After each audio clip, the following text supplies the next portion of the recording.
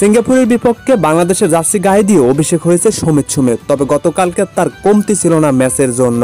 শেষের 15 মিনিটে সমিত সুম, হামজা চৌধুরী, রাকিবেরা কম চেষ্টা করেননি দলকে সমান তালে এনে দিতে, কিন্তু কপাল খারাপ। 89 মিনিটের সময় সিঙ্গাপুরের ডি বক্সের ভিতরে ফাউল হয়, তবে রেফারি বাঁশির হুঁশিয়ার দেননি আর সেটা ফাউলও হয়নি। তবে প্রশংসা করতে হবে শেষ 15 মিনিটে। এই 15 মিনিটে বাংলাদেশি খেলোয়াড়রা কি না দেখালেন সিঙ্গাপুরকে, এক প্রকার বলতে গেলে নাকানি চুবানি খাওয়ালেন সিঙ্গাপুরকে।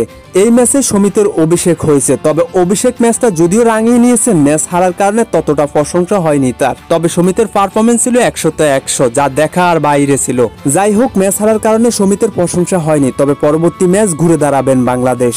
অন্যদিকে হামজার পারফরমেন্সের কথা না বললে নয়, কি না করেছেন তিনি খেলার মাঠে। যেদিকে যাই সেদিকে হামজাকে দেখতে পাই খেলার মাঠে।